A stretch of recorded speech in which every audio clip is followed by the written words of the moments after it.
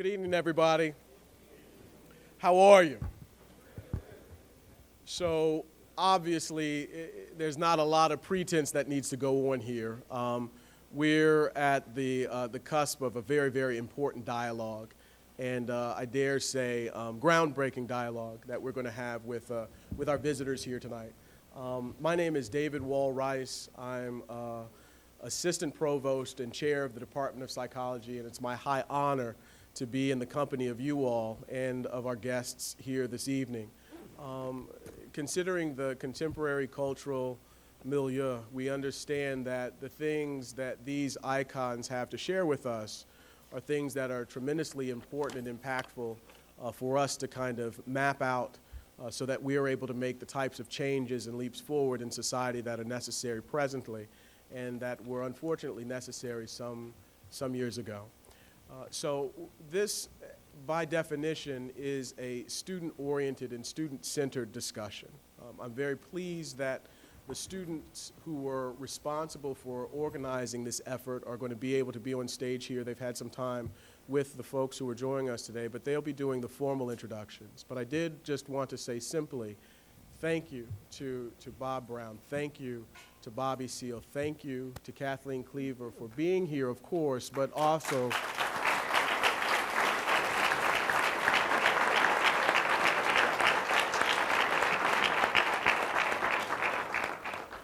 just thank you for your tremendous example. President John Wilson is honored to have you here, and the reason that this is going on, quite honestly, today is because of the forward thinking and the commitment that we have from Provost Garakai Campbell. He allowed me to move independently and to make sure that we had something special for students, and so we look forward to your sharing. Students, thank you very much for your commitment in delivering what we know is going to be powerful today. All right? So whoever's next on the program, come on up and drop some knowledge, okay? How did we get to this day? With 23% of black families living below the poverty line, where 1 in 3 black men can expect to go to prison in their lifetime, and the judicial murders of black people by a police state as a weekly occurrence, black lives suffer in every category. When I say the names Corin Gaines, Maya Hall, Philando Castillo, and Jonathan Farrell, I wish that these were the names of people living lives protected under the law, pursuing happiness, living life in liberty. The ugly reality is that they are names of some of all too many people, victims to state-sanctioned violence. Another ugly reality is your name could be among them tomorrow. My name is Jalan Alexander, a junior history major here at Morehouse College, and I welcome you to the commemoration of the 50th anniversary of the Black Panther Movement Crown Forum After Dark event. I stand before you all as a student who has worked with a team of other HBCU students to make this event possible. The idea was to do something necessary, informative, and dynamic, to answer the need for students to engage with the leaders of the past.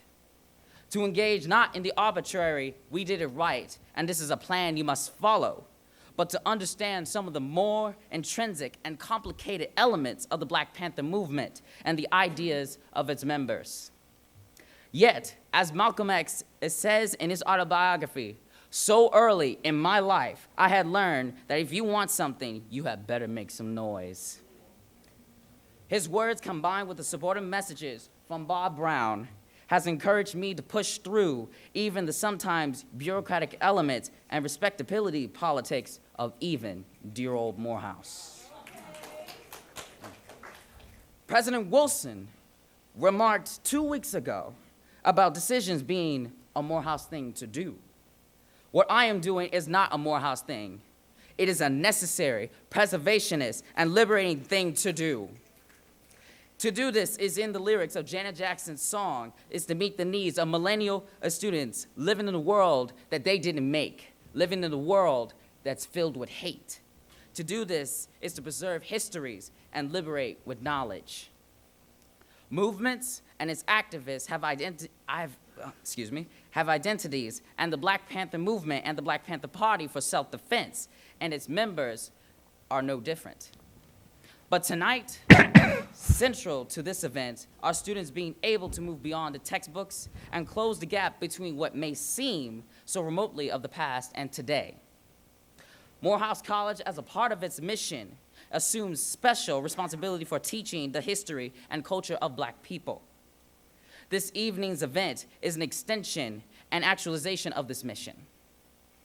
So the question is not, do you want a revolution? But the real question is, are you down with the revolution?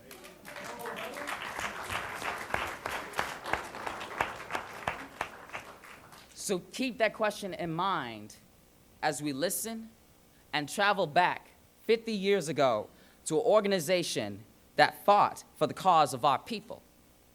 Thank you, and all power to the people.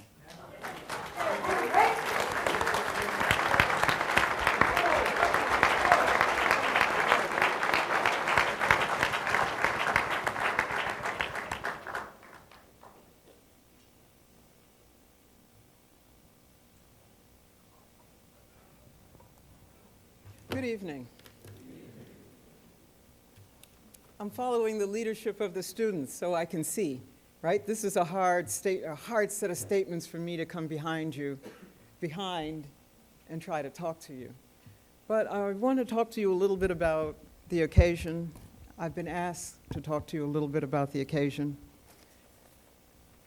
I'm Cynthia Hewitt. I'm a professor of sociology. And I came to sociology because I was interested in how one organizes. How would we have a successful organization as African people? So over a long time here at Morehouse, I've been looking at that question. And last summer, the faculty came together.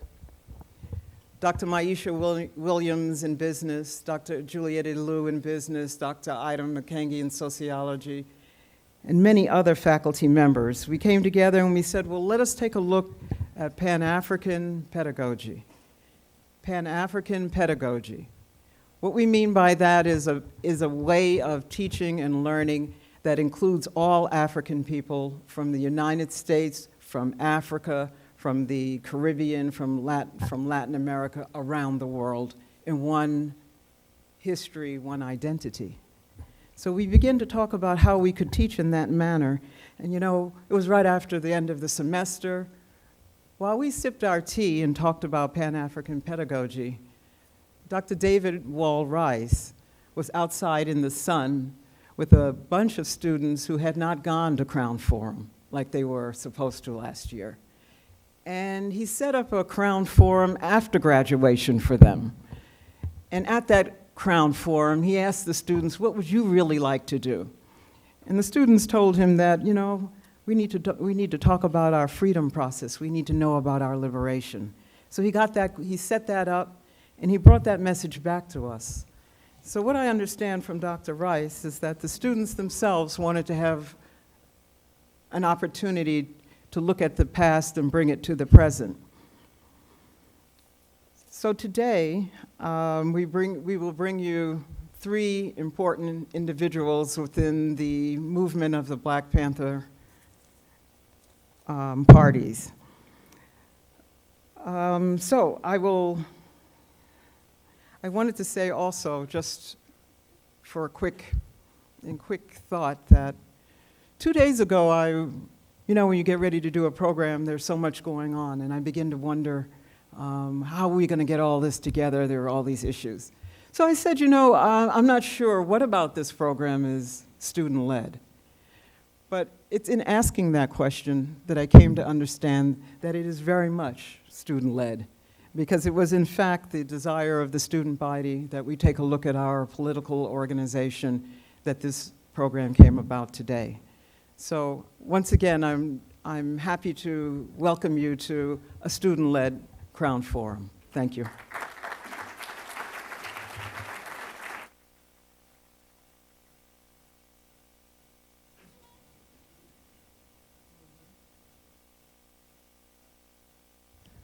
Good evening, everybody. I am Professor Harold Bennett, and I'm the chair of the Department of Philosophy and Religion. And again, I think you all are in for a wonderful, wonderful, stimulating conversation tonight. and we're going to talk with some of the principals in the Black Panther Party for self-defense. I'm very excited to hear what they're going to talk with us about, what they're going to share, what they're going to deliver, and I hope you all have jotted down some questions and whatnot so you can be a part of this conversation. I have a personal connection to the Black Panther Party, and I was sharing it with our guests who are here. And I'll talk with you more about it as time goes. But what I'd like to do is to get our principals for the evening, if they would come and sit in one of these seats. There's a seat for Bob Brown, there's a seat for Kathleen Cleaver, and there's a seat for Bobby Seale. Yeah, it's in these 3 seats here. We got one for each of you. Matter of fact, I tell you what would even be cool. Bob, you can sit right there where your name is on the end. Lady Cleaver, you can sit right here in the middle. And Bobby Seale, you can sit right here on his end. Come on.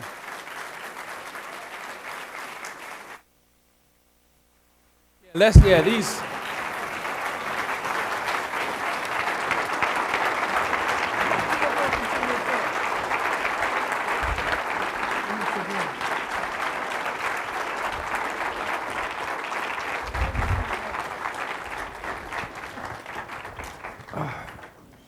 All right, listen, we're going to get right to it because I tell you, I am just waiting to hear what they're going to share with us. So what we're going to do, I'm going to ask that Jill Cartwright come, and she's going to introduce, I'll call everybody Professor Brown, Dr. Brown, and Talia is going to introduce Kathleen, and Lewis is going to introduce Bobby, and we'll just do in that order. You do Bob, and then Bob will talk with us, share with us, cast light on the Black Panther Party and those wonderful kinds of things. Come on.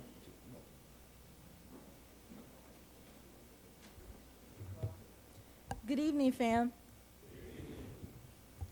Good evening, family. Okay, that's what I thought. Okay. My name is Jill Cartwright. I'm a student activist and social justice fellow in my 3rd year at Spelman College and my 1st year at Morehouse School of Medicine. It will be my esteemed pleasure to introduce to you our first panelist of the evening, former member of the Black Panther Party for Self-Defense, Bob Brown. Bob Brown, y'all can clap.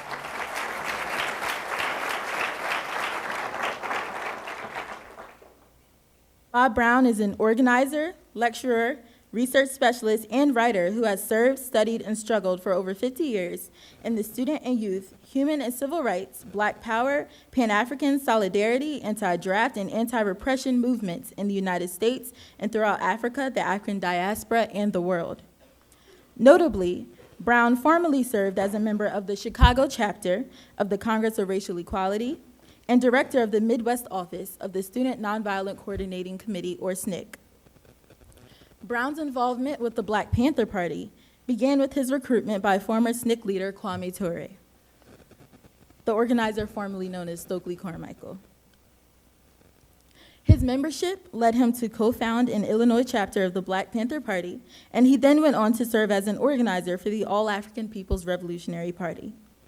As a research specialist, Bob Brown currently devotes his work to the development of a book about Kwame Ture titled The War Against Kwame Ture. Additionally, Brown is overseeing the production of a film entitled Kwame Ture Dances in the Fire. With both the book and the film, Brown hopes to combat revisionist history and highlight the magnitude of Kwame Ture's contributions to the movement and organizations like SNCC and the Black Panther Party, while providing an authentic account of the dynamics of these organizations and the people and fundamental ideals that ran them. Uniquely, Bob Brown continues to organize and support revolutionary work, especially work that connects and strengthens international movements. Brown has emphasized the necessity of intergenerational movements through his work with misguided youth and students, solidarity movements through Pan-African and international organizing, and commitment to liberation as evidenced by the ongoing nature of his work. Ladies, gentlemen, and honored guests, please join me in welcoming Bob Brown to the panel.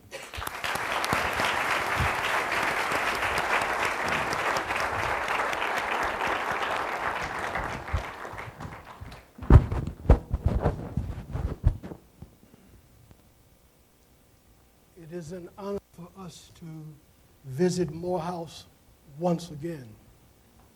We've come to Morehouse many times over the last 50 years. We've come here a number of times with Kwame Ture.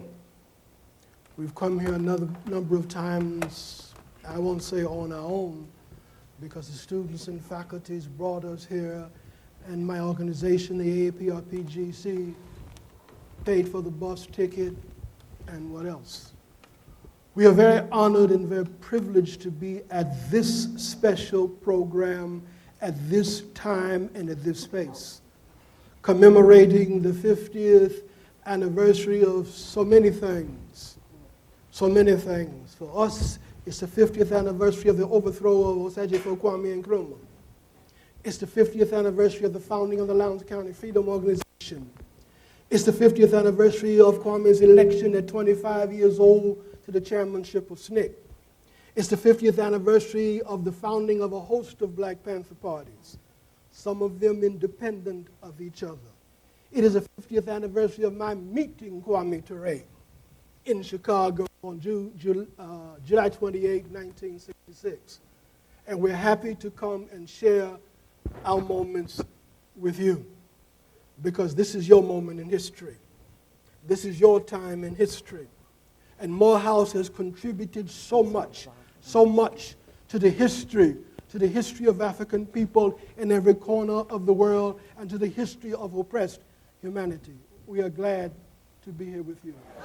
The title of this presentation is called The Black Panther is Coming. The Black Panther is coming.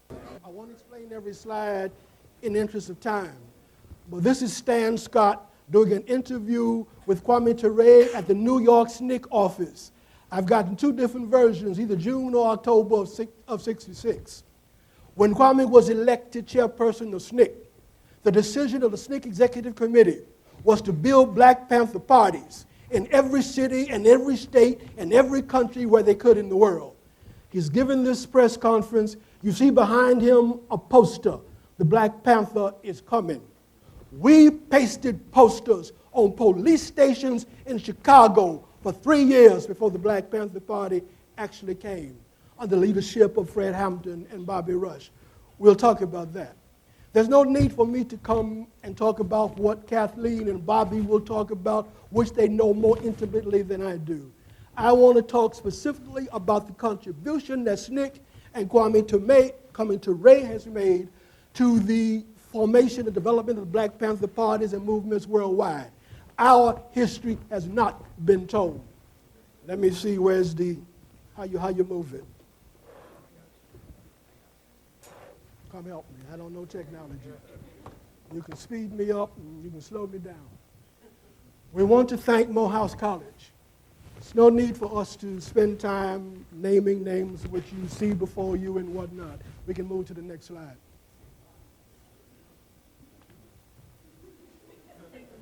Kwame Ture never tired of saying that the greatest crime that anyone could commit is the crime of being ungrateful.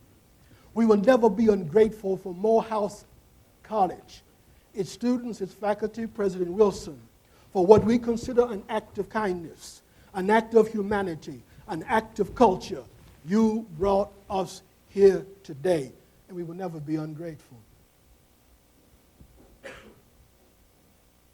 To paraphrase Kwame Nkrumah, the history of Kwame Ture, the history and biography of Kwame Ture, the history of our wing of the movement is encumbered with a host of malicious myths, errors, confusion, omissions, commissions, exaggerations, minimizations. We hope to respectfully correct some of those errors. We place great emphasis on a correct interpretation of history, because history correctly interpreted can become a map of the tragedy and show us how we got to where we are today. And correctly interpreted, history can become a guide to the future. You want to be a Black Panther, then you need to know what the Black Panther Party did, how they did it, what they were not able to do, what the police and the government stopped them to do. And then you need to not repeat our mistakes, and you need to take it forward into the next 50 years. A friend of mine, Dr. Joe Street, in Northumbria University, which is up on the Scottish border, Newcastle in the time. He is arguably the expert on American history, on African American history, on snake history, and on Panther history in the UK. He argues that Panther historiography has reached its golden age, reached its maturity. There are 2,000 dissertations that mention the Panther Party. I've downloaded and I'm almost finished reading all of them. Okay, there are history. Something else.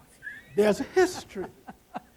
He argues that while it has reached its maturity and its golden age, it is still contested space. It is still engaged in a historical debate. I mean, I'm sure that Chairman Bobby will agree with that. For 50 years, I've been told the party was founded on October 15th. You just told wrong. He corrects it and says October 22nd. So that one example, I'm reminded that the history of George Washington and Abraham Lincoln is still being written. So why can't every generation of our youth help rewrite the history of the Black Panther Party? There are government files that are being released in every day. I just scanned 100,000 pages of the Chicago Police Department file, and I am under court order not to reveal what I read. Well, move over Julian Assange and Edward Snowden, because I'm going to tell it. But not here tonight. Not here tonight, because I wouldn't want y'all getting no subpoenas to say what I said. I'm going to University of Michigan, Ann Arbor, with a friend of Kathleen's, Dr. Christian Davenport. He's flying in from Norway. We're going to meet each other, and we're going to rock and roll on the COINTELPRO files. We're going to get the COINTELPRO files, 2 million pages of them. Don't know what the hell we're going to do with them, but we're going to get them. We're going to debunk some myths. I want to particularly deal with a book called Blacks Against Empire by Joshua Bloom and Waldo Martin, UCLA and Berkeley, which I agree is the first comprehensive overview and analysis of the history and politics of the Black Panther Party. But I got some problems with its Maoist bias. I mean, how do you start the history of the Black Panther Party in China with Huey in 1971? Got no problem with that part of the history. But why don't you start in Oakland? Why don't you start in Lowndes County? Why don't you start it in the other places that are more particular to our history? I understand the ideological struggle. We come to wage ideological struggle. I argue that his book adds to the mythology and adds to the obfuscation of the party history. I certainly say it is not definitive history. It is not final history. We come to debunk 4 of its myths. If you go to page 4, and I won't read it all. If you go to page 4 of his introduction, I think he makes in one paragraph his so-called thesis statement. Let me just run through it. Some believe the party was a creation of the media. Others say the party's media attention came after the party's rapid spread. Oh yeah, that's both is true. I have a content analysis of over 100,000 newspaper clippings to show that. But facts, both statements are true. The Lowndes County Freedom Organization, which was the first Black Panther Party with a logo, was founded in December '65. But them old people in Lowndes County, Alabama, did not call themselves the Black Panther Party. They called themselves the Lowndes County Freedom Organization.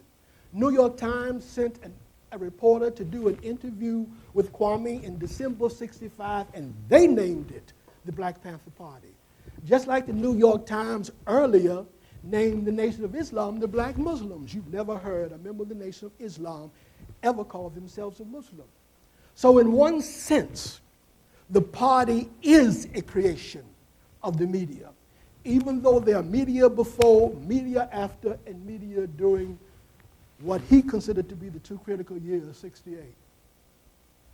Somebody get the time and keep me, because I'll stop on a dime so we can stay on time. They assert that the party was basically not connected to its time and space.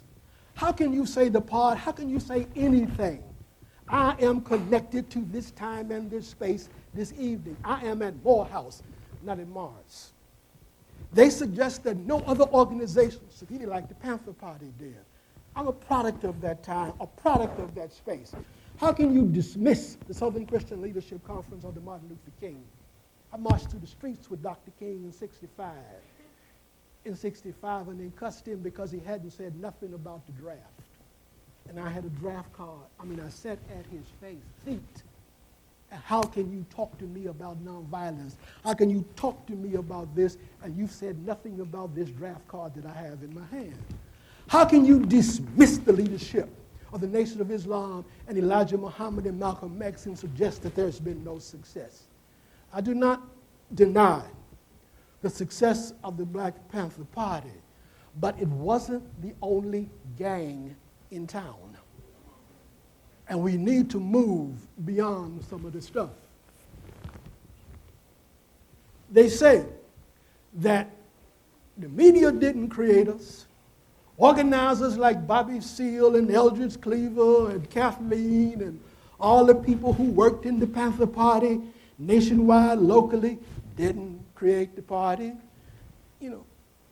People just spontaneously knocked on the door or called on the phone even before they had offices or telephones. How can this be true? It can only be true in certain time and space. In certain cities, in certain towns, under certain situations, at certain times, both are true.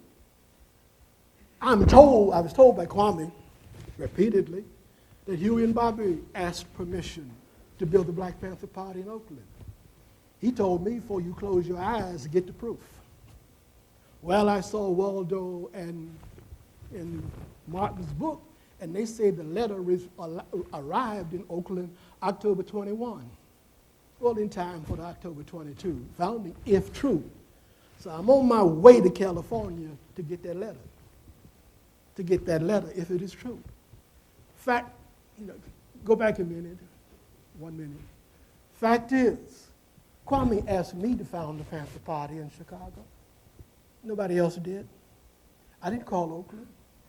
I didn't go to Oakland. I sent Bobby Rush to Oakland because I couldn't travel because of draft resistance, and I didn't want to risk going to jail for the November 15, 1968 national retreat for the Panther Party.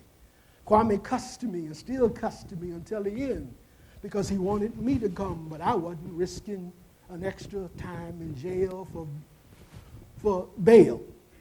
I didn't call the Panther Party. Kwame asked me to.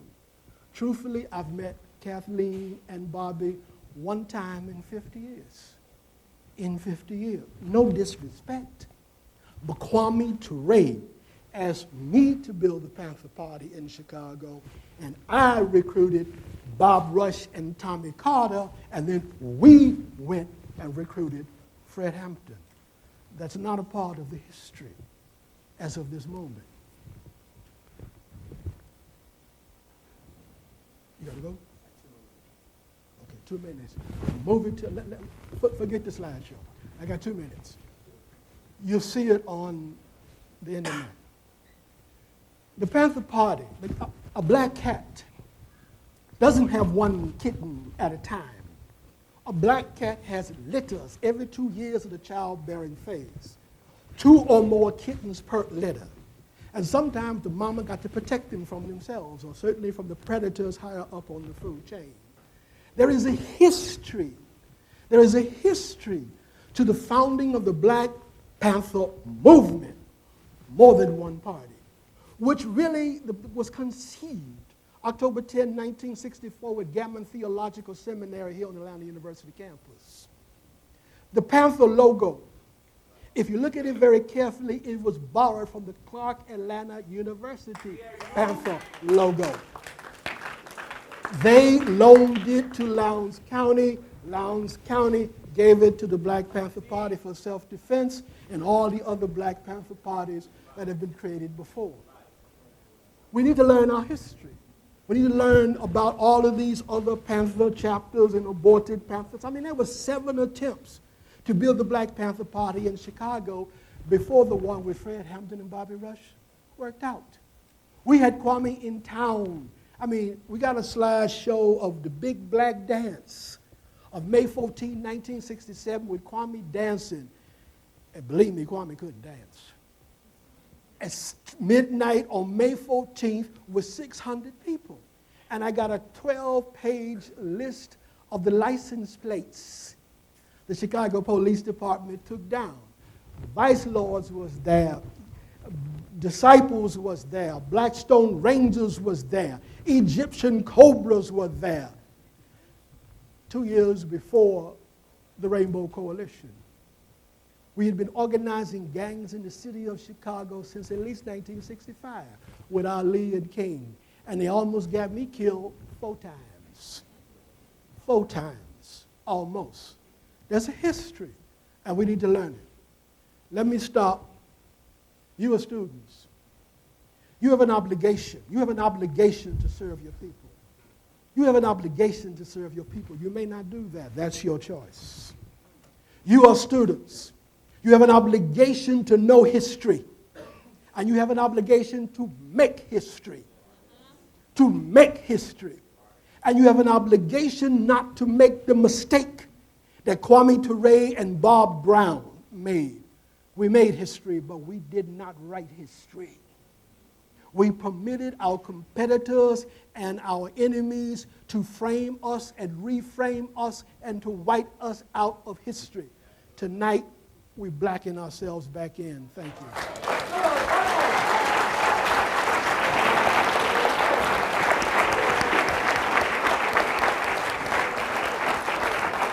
Good evening. My name is Talia Sharp, and I'm a political science major at Hampton University. I'm so delighted to be here as a guest with you this evening, and I have the great privilege of introducing you all to Professor Kathleen Neal Cleaver. Kathleen Neal Cleaver has taught at Emory University School of Law in Atlanta, Georgia since 1992. Her writing has been published in numerous magazines, newspapers, and books.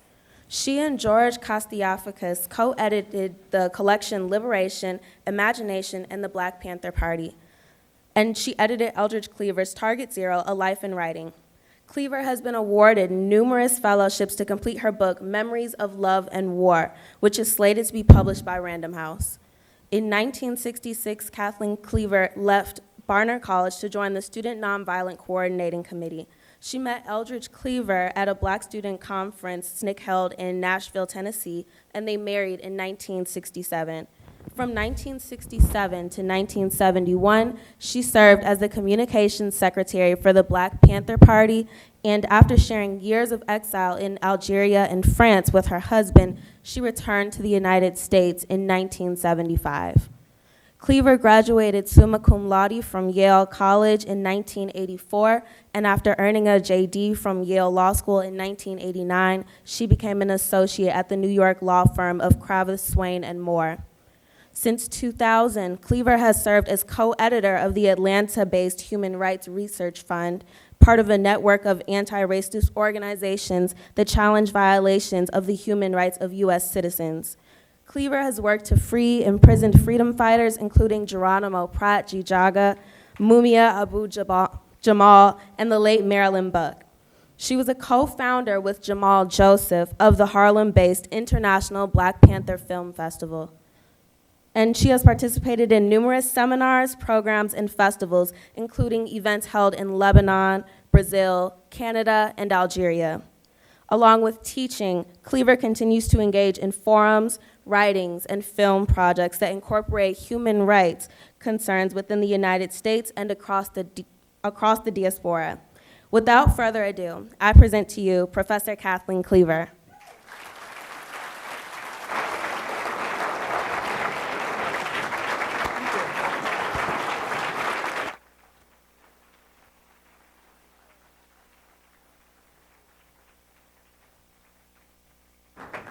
This is quite an honor and a very novel experience. I don't think I've ever been inside the Morehouse campus. Am I at the mic right?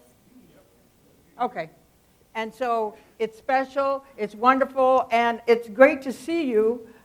I'm not trying to be demeaning, but you're kind of in the age group of my grandchildren, so of which I have many. My son and daughter are in their 40s, and they have children, and I am a compulsive archivist. A clerk I worked with at with Judge Hitchenbotham, he said, Kathleen, you're a pack rat. I said, I am not. He said, yes, you are. I helped you unpack. I saw the stuff. I have everything. Archives, photographs, pictures, and a lot of it has to do with the Black Panther Party. And I bought a house here in Atlanta, and I have a third floor that's an archive of so much material. It's extraordinary, and I'm so pleased that I have it because the archive will live past me. It might even live past you. I don't know.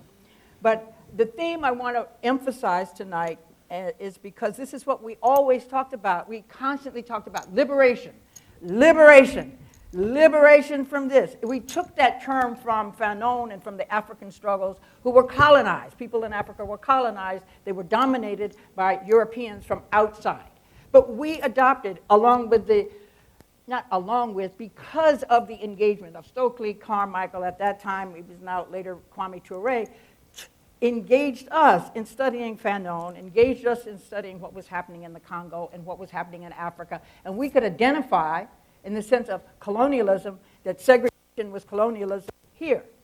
And colonialism there was segregation. And the Africans were fighting about it. And even John Lewis said, Africans' cry must be our own. So we modeled ourselves and identified with what was happening to black people in Africa to gain our liberation. And that was what we kept talking about, liberation. Freedom was within the context of the United States, but liberation was in the context of the world. And we saw ourselves as fighting for our liberation and continuing to fight for our liberation.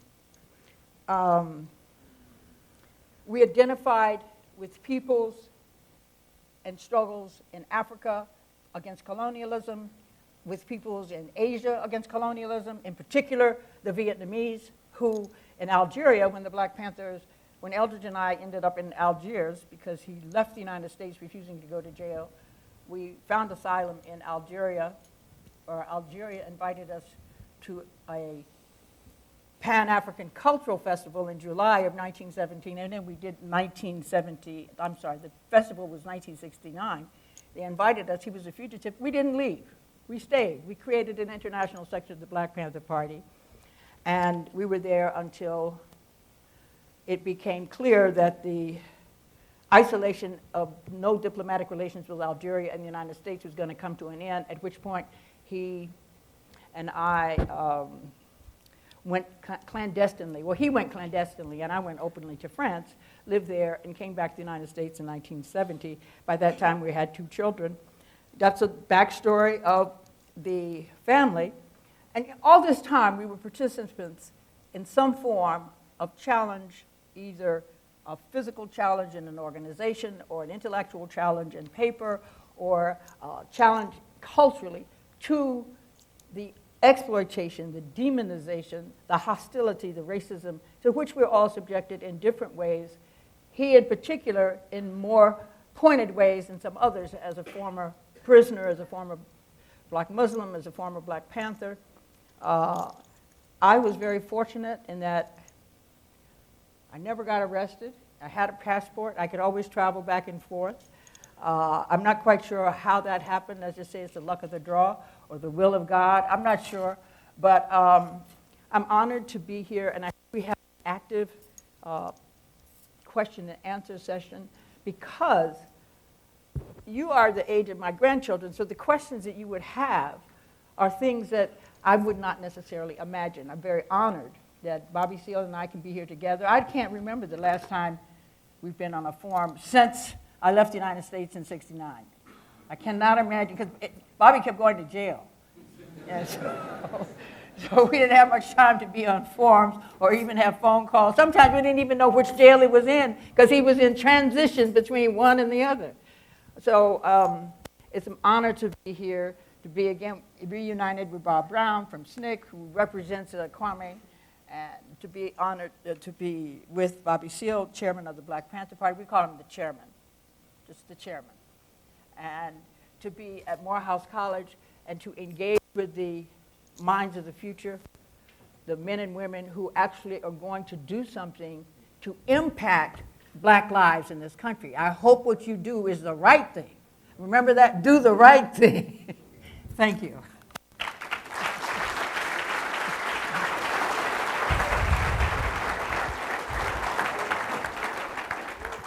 Good evening.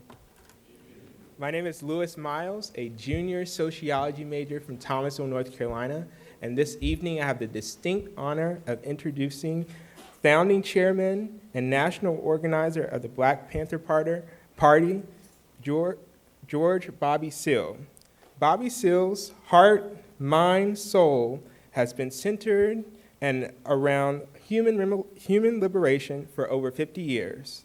An advocate that economic, political, and social powers be shifted back into the hands of all people, for he said, all power to all the people, he demanded in 1960s protests. Mr. Seale led the Black Panther Party as a true grassroots movement and grassroots organization that registered thousands to vote and ignited numerous community programs, most notably the National Free Breakfast Program, which ultimately led to the national breakfast programs that exist today that feed over 13 million children daily. Mr. Seale was a special negotiator at the Attica, New York State Prison during the uprising in 1971. He is the 1992 creator and director of the Bobby Seale Environmental Revolution Youth Jobs Project, and he is a founder, board member of the National Alumni Association of the Black Panther Party. He is author of Seize the Time, a Black classic press publishing, and co-author of Power to the People, The World of the Black Panthers, a new book to be released this year for the 50th anniversary of the founding of the Black Panther Party. Alongside co-founder Huey P. Newton, Bobby Seale laid out the foundation of the Black Panther Party, what they wanted and what they believed in a 10-point program. Aligning with one of the 10 points, Seale ensured that the Black Panther Party was formidable with law books and legal guns handy for the self-defense against racist and fascist police and the FBI's planned Coin Interpolo attacks. Seale brings the Black Panther Party 60s protest movement era full circle, showing how times have changed and how we must reach for the future, demonstrate, protest, organize real people's programs, and evolve into a greater and direct participatory community-controlled democracy, void of racist and bigoted and chauvinistic practices, void of all the extremes of global corporate exploitation, and complete with the profound cyberspace, cell phone rights, and science-based civil human rights, and all people's ecological rights activism. Taking to the podium with his lively, charismatic, and activist eloquence, Mr. Seale illuminates the true 60s birth and youthful intelligentsia of the Black Panther Party. Please join me in welcoming a revolutionary and a resistant, an activist and an architect of one of the most important social change movements in history, Bobby Seale.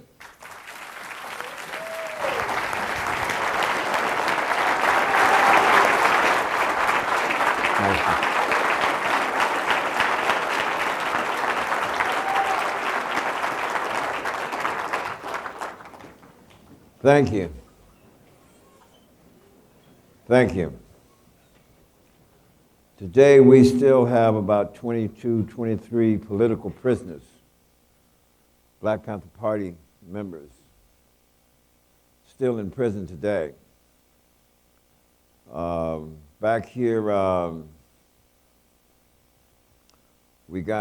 we worked, Kathleen, Cleaver, and I, and others, gave extensive interrogatories about Elmer Geronimo Pratt's location, which was up in Oakland, California. Elmer Geronimo Pratt later was arrested and accused of killing a woman in the December month period that he was up in Oakland, California. And that worked up through the courts several years to cause a judge to get Julius Julio Butler's COINTELPRO documents to find out that he was an infiltrator working for the FBI and the Los Angeles County gang unit. And he lied on the stand and said that Elmer Geronimo Pratt said he told him he killed this woman. Johnny Cochran cross-examined this man. Johnny Cochran, the Johnny Cochran, a lawyer, in those early days. And in effect, that man lied. And when we found that out, the judge found that out, after 27 years in prison, Elmer Geronimo Pratt was released. And it's tough trying to get our political prisoners out. Eddie Conway was finally released in Maryland after 42 years. It's tough getting these brothers out. Some of them are dying now in political. I was a political prisoner too for 2 years of a period. And I was a political prisoner at the time that two major political courtroom trials, the Great Chicago 7 conspiracy trial and the Connecticut murder trial, conspiracy to commit murder trial. I was in both of those trials, those two cases in this country. This organization that I created, that I founded, that evolved and became known as the Black Panther Party. And yes, that was an influence for me, because back in those early days, before I even wrote the 10-point platform and program, I would write to organizational groups all across country, black organizational groups, and I had written to about 26 or 27 of them over a period of time.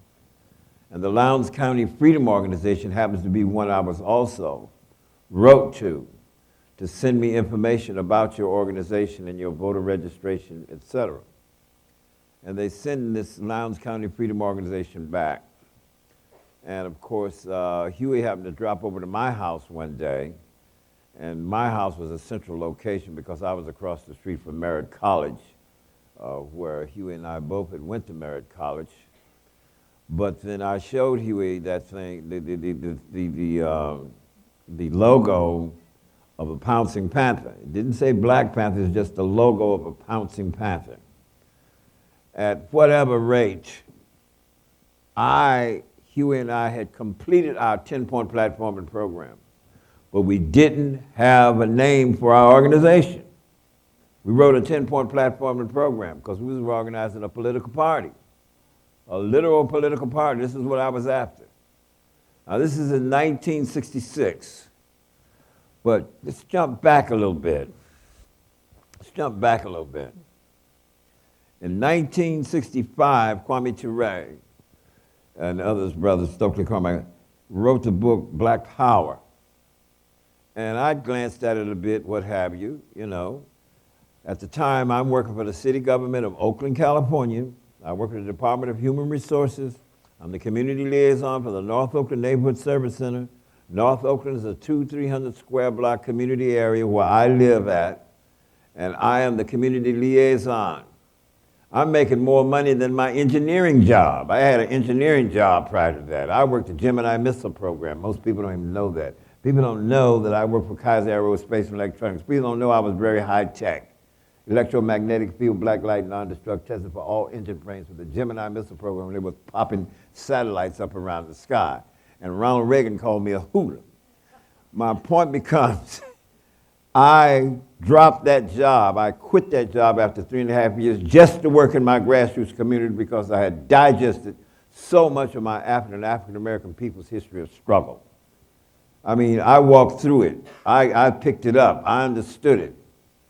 When I read Dr. Herbert Apthacker's documentation of 250 slave revolts from 1800 with Gabriel Prosser all the way up to 1857, 250 slave revolts, and what he constituted as a slave revolt was 10 or more slaves, and that there was much more resistance going on with less than 10 or more, the number 10, but he was documenting for that particular work 250 slave revolts. That were slave revolts? That knocked me out. Then I got a hold of W.B. Du Bois' Black Reconstruction. Wow, this brother walked in here and explained how black folks injected themselves into the middle of the Civil War in this country. Wow, how did this happen? In effect, they was coming across the lines and said, give us a gun, we'll help you. And Abraham Lincoln says, no, send them back. They're private property. And then one day, a couple of generals, et cetera, after a year in the war, they could, having trouble recruiting white boys to come down there to fight in that war. And so these generals organized some of these black slaves, a couple of thousand of them, one in Louisiana down there and another in the Carolinas areas. And they kicked ass. They kicked Confederate ass. Wait a minute, and that got back to the Pentagon. Back in the day, you have to understand this history, how this worked. And these guys was having a problem constricting people into fighting this war, and Abraham Lincoln got him a military move on. He said, in these 5 states where the heavy resistance to the Confederates exists, the black slaves are hence forever forth free, the Emancipation Proclamation. And because it was a military move, it said, and thence forever forth free in the Emancipation Proclamation. The very next line says, all able-bodied black men will be taken into the Northern Union Army. What the black brothers saw and people saw, wow, let's get some guns, maybe we can stop this slavery, because we've been resisting, they've been revolting, and boom, and that's what happened. And in effect, 168,000 black men was enlisted into the Northern Union Army. 38,000 of them died. Or when he say injected themselves, they came across to the Northern Union Army lines. And then when they finally brought them in, they not only had 168,000, almost 200,000 also got enlisted, and what, the women and the children, there's another couple of 100,000 coming behind the lines. This is profound, evolved human history. And this is what grabbed me, to see that history and to read it and understand it and to imagine it.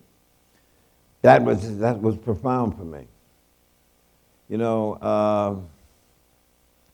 The Black Panther Party came about because I had read and was talking to some brothers about black power in the community. And I said, you ain't gonna get no power until you take some political seats. Political seats, what you talking about, brother? These some grassroots brothers. I says, you got to get some city council seats, man, and some county supervisorial seats and some county sheriff seats and stuff, You got to do this, The voter registration, Voting Rights Act is passed, people are registered, people to vote, and you got to get elected to some of these offices. Oh, them the white man seats.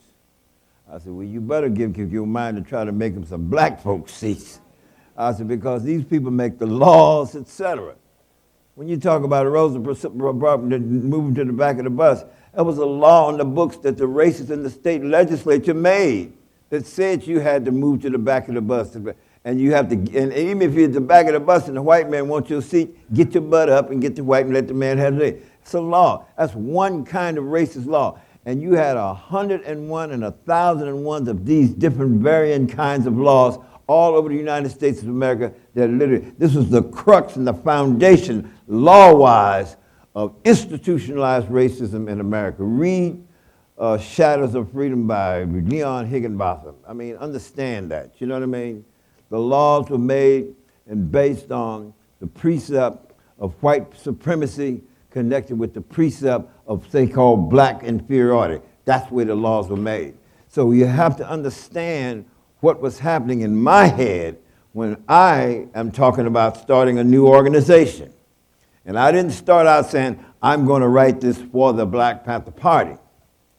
I had been in and out of different organizations, RAM, Revolutionary Action Movement, et cetera, and so on. I'd been in and out, To me, I thought that I was telling these young brothers, look, to make you understand a political power seat. So when you talk about black power, with political power seat, I had done a demographic research across America, the United States of America. And at the time in 1965, I clocked to see how many black people were duly elected to political office in the United States of America. And this is in 65, because in 1966, it jumped But I got to 50, only 50 black folks was duly elected to political office across the whole of the United States of America. I'm talking about from local city council to county seat, what have you, et cetera. Put all the political seats you can be elected to. County sheriff, et cetera, would you be elected? 50.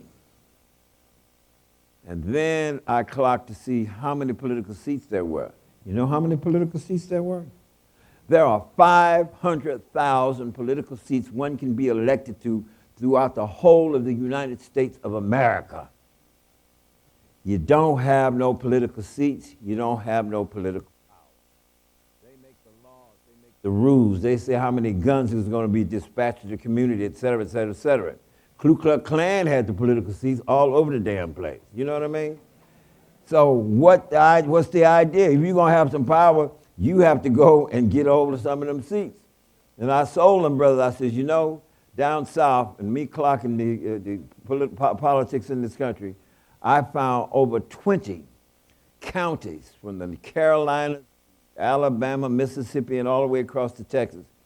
20 counties that had 50% or more population was black.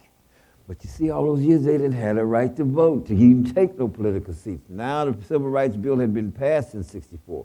My point to them was this here. You gotta go after the political seats. And in those counties, get you a righteous, progressive brother who's gonna be elected to sheriff. So when the Ku Klux Klan jump up and start talking about jumping on and beating somebody, that county sheriff can go in there and say, give me 1,000 brothers here. You are all deputized. Get your guns. We're going over here and kick some Ku Klux Klan ass. That's political power. Just saying, yeah, Kwame Ture, everybody was on the right track. They knew this and understood that. Lowndes County, et cetera, boom, boom, boom. Voter registration drive, they understood that. But me, I'm not going to sit around and theorize too long. I don't play around there. I'm a builder. I was raised a carpenter and a builder from a kid. My father built our first home when I was 7 years old himself. He was a master carpenter and builder. My grandpa was a master carpenter and builder, and his uncle, et cetera. I'm just saying, I was an architect by the time I was 15. My father was building and adding rooms and dens to houses in California out there. Plus he had his sideline, which is his cabinet shop, whatever, et cetera. But I was the one who drew the plans for license and inspection downtown. I'm the one that did all the specs and stuff for that stuff.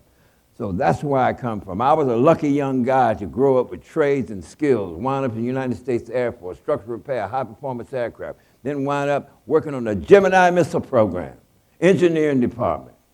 I love my high-tech world.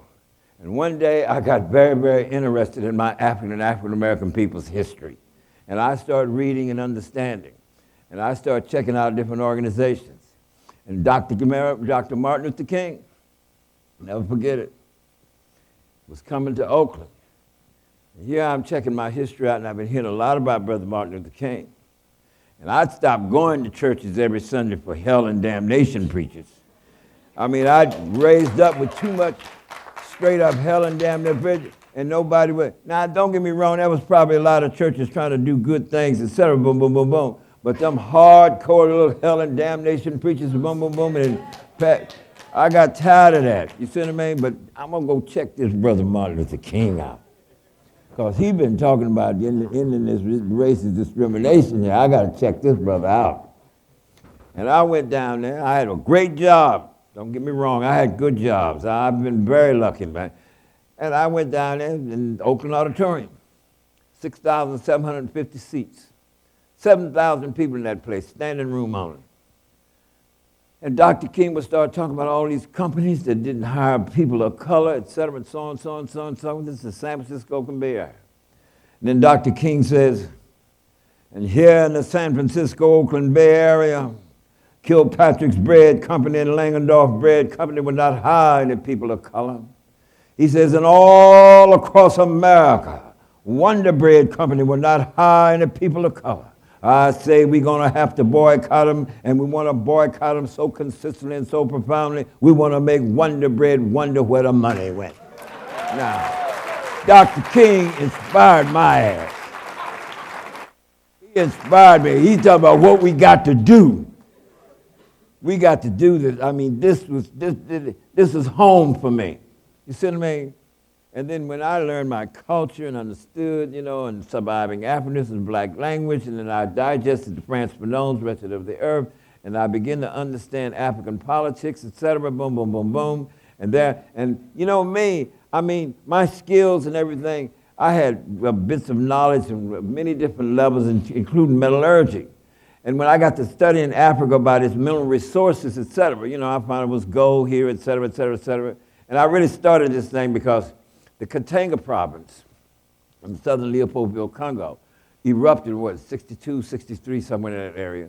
Boom, boom, boom. And I couldn't find what they were fighting about. They were fighting about copper ore in the southern Katanga province of Leopoldville, Congo. I come to find out that 1/4 of the world's copper ore was coming right out of the heart of Africa and Leopold. That's what they were fighting about. And I said, okay, you got copper, et cetera, we got this and then. And studying on, I looked up and Kwame Ture, boom, boom. I said, he's got a smelting plant. I said, a smelting plant for bauxite. And I was telling somebody one day I was reading, I said, God damn, it's bauxite. He says, what are you talking about, Bobby? I said, in Africa, it's got bauxite every damn place. Well, you know, they didn't know what it was. What the hell is bauxite? I said, bauxite, man. I said, that's the basic ore for all aluminum products produced in the world. What you mean? I said, count how many goddamn pots is out there that's made out of aluminum. That's 10 trillion pots. If you got a dollar a pot, that's 10 trillion goddamn dollars, man. What the hell? Sure, talking about some economics. You know, I said, bauxite. See, I learned this in the military service in the Air Force. It's in my tech schools. I was an honor student, all that stuff. I knew all that stuff about every damn aircraft, the B-52 bombers, the B-47 bombers, the F-105s, the F-102s, et cetera. I worked in structural repair and all them things. Passed every goddamn test they had, all schools and all things. Came honor student, got base commander letters. Yeah, but my point is this knowledge, this experience and understanding. Now I'm studying and understanding and seeing the colonializing process. And it was about the exploitation of all those mineral resources in the bowels of the earth. And you still got a lot of mineral resources still left in the bowels of the earth. I'm just telling you that, and I saw Kwame Nkrumah to build an empire, et cetera, boom, boom, boom. He had an economic framework to deal with. He was on the right track. That's what made sense to me. So how do I, here in the United States of America, get more black politicians to get some more seats? Because we got to get some seats so we can be in a situation to make the laws and change the racist laws. That's what we got to do. That's where I was coming from with the idea of the Black Panther Party. But remember, I wrote the 10-point program. We'd finished the 10-point program. You know, first point was we want power to determine our own destiny, our own community. Next point was the full employment for our people. Next point was decent housing fit for shelter of human beings. Next point was decent education to tell us about our true history. Next point was we want to end the robbery and exploitation of our black communities. Next point, in the first draft, we want all black men and women to be exempt from fighting the war in Vietnam because this country is not recognizing our Constitution, democratic, civil, human rights. The next point, number 7, we wanted an immediate end to police brutality and murder of black people. Number 8, we want all black brothers and sisters who've been tried by all white juries to have a right to another trial so they can have some black folks on the jury who represents the average reasoning person in the black community. Point that we summed it up, we want land, bread, housing, education, clothing, justice, and peace. And we got that written down. And we wrote it in my War on Poverty office where I work for the city government of Oakland, California. You see, people think somebody, oh, we was a bunch of hoodlums with some guns and we over here. Man, what are you talking about? Man, we were so well-read and researched. My God. My point is, I ran across the Declaration of Independence, and I looked at it, and I looked at it again. It says, when in the course of human events it becomes necessary. Wow, that was something. And I got to another point, and it says, when a long train of abuses and usurpations pursues and invariably events are designed to reduce a people under absolute despotism, I said, it is the right of the people to alter, change that government and provide new guards for their future security and happiness. I said, wait a minute. Let me look at this shit again here. These guys here are saying, they're saying that we got a right to change this gun. I said, boom. And I said, Huey, come here. Read that. What you saying? I said, read that. Oh, okay. This is the Declaration. I says, no, Huey, you don't understand. Boom. So with some brothers young brothers around there, I says, come in. So you know me, I'm a speaker. I'm not a, Huey never was a good speaker in the sense of being able to inspire people. You know what I mean? Because Huey would sit up and say, brothers and sisters, if we could first agree on the dialectical principle that quantitative increase or quantitative decrease causes a qualitative leap. You see, but that was his need at the time to try to be precise.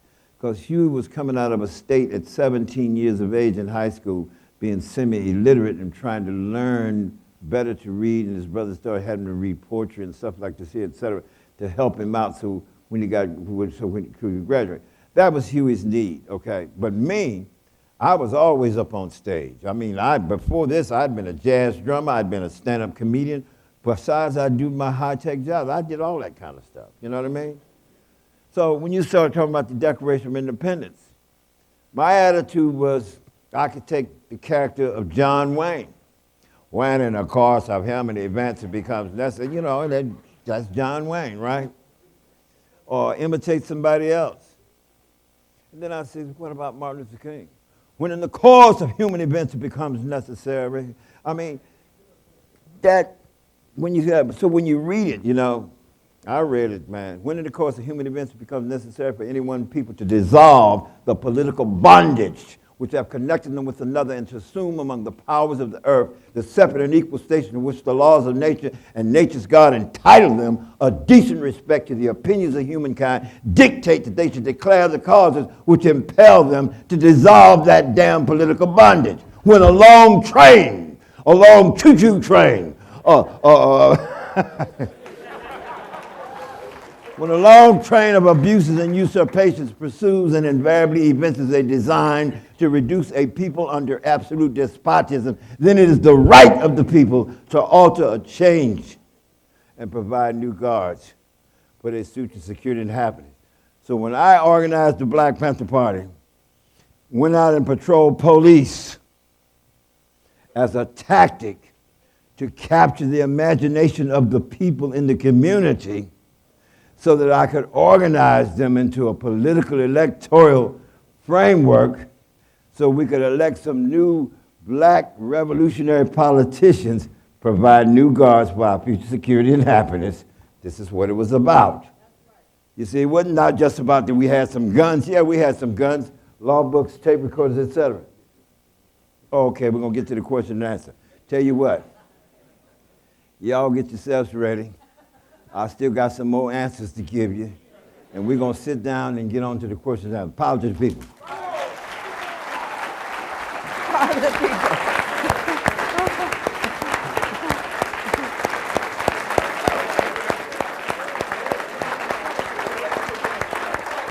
Let's give another round of applause for all of our panelists. Lizzie will come and tell you talked enough, but she's not here. Oh, okay. To the students. My name is Avery Jackson. I'm a senior sociology major here at Morehouse from Des Moines, Iowa. Gender pronouns they, them, but you can call me Avery. You don't have to gender me. And then this is Taylor. Hi, my name is Taylor Matthews. I'm a PhD student at Clark Atlanta University studying political science. I'm also an organizer with AUC Shut It Down and the Atlanta Movement for Black Lives. ATL is ready. And my pronouns are she, her. One of the many important things we heard tonight was the role of the AUC to the Black Panther movement. We heard Bob Brown discuss Morehouse College in Clark Atlanta, and we were given a charge by Kathleen Cleaver to do the right thing. We know that today there are students actively organizing at Morehouse, Clark Atlanta, and Spelman College. And we also know that we do not always have the support of our institutions. In fact, while actively trying to neutralize student activism on campus, our administration still praise the student movement of the 1960s, often utilizing quotations from former AUC students and faculty who participated in the Black freedom struggles. So my first question is, how would you explain these rhetorical commitments to activism, yet the continuous political repression of Black students fighting for Black lives by HBCU administrations? And my second question is, how would you explain the lack of HBCUs, the lack of commitment by HBCUs to the preservation of Black lives, demonstrated by the failure to prioritize the elimination of sexual violence and harassment, homophobia, transphobia, ableism, misogyny, and classism? We would like to know what you think about the lack of commitment to Black life by HBCUs, considering that student activism has always been a part of our HBCUs, specifically the Atlanta University Center. You know, the Koch brothers sent out syllabus and grants to a lot of departments, to over 1,500 universities and colleges throughout the United States of America, to get those many departments to teach their several economic courses. Now, the Koch brothers financed the Tea Party. The Koch brothers financed the Heritage Foundation, which is the Heritage Foundation, but a right-wing think tank for perpetuating crap and trying to say that people of color, Black folks in particular and others, are inferior. You remember the bell curve. I also found out when they were doing the film, getting ready to do the film, Stanley Nelson was going to do this film, Black Panther, the Vanguard of the Revolution, that I found out that one of the Koch brothers at the time, and this was 3 or 4 years ago when they was trying to negotiate with me to participate in this film, and I ultimately didn't, and one of the reasons I didn't, I found out at the time that one of the Koch brothers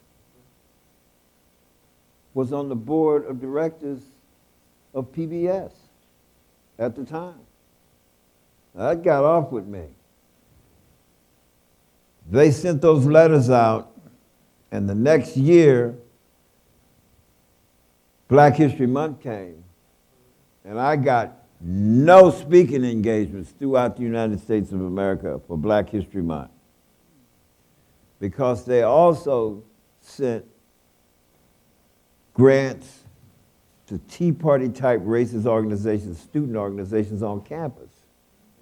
Now, what's happened? Do you think that has an effect on why you asked that question, or does it not? Is it another factor of young brothers and sisters not having a chance to get educated or inspired to understand that history?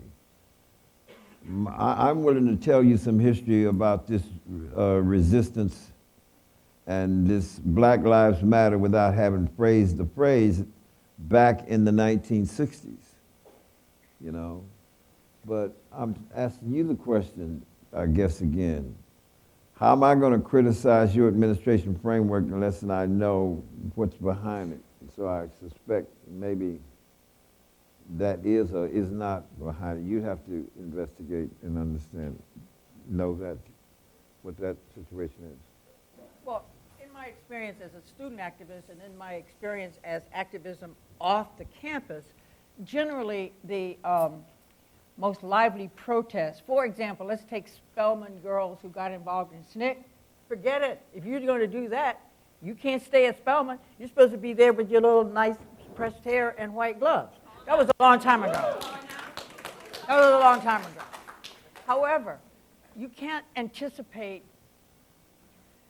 the institutions which maintain a stabilizing presence in a society or in the Black community in Atlanta to be the greatest, enthusiastic supporters of radicals. Radicals are usually outside. They're like Stokely Carmichael. Stokely Carmichael was not, he graduated from Howard, and he came to Student Nonviolent Coordinating Committee, and at his most radical, he was here in Atlanta or in Mississippi mobilizing, but he wasn't doing that on that campus. I'm just trying to say there's a place in which you can gain your freedom of action, but you are separated from institutional support, and that is how movements and revolutions tend to develop. I have a different and more nuanced view. I know that some universities fought us, and some universities brought us on the campus.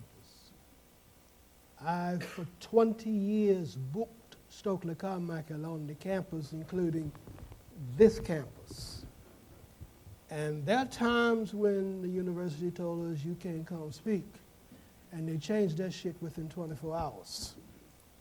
When we thought that when we throw the demonstrations against them, they had the president's lounge opened up and paid us $5,000 plus the cash. It's a question of power. There are times when they told us we couldn't speak in the student union. We told them that's okay. We take it in the streets and spoke outside the streets. There's a different set of relationships. Let me do it short.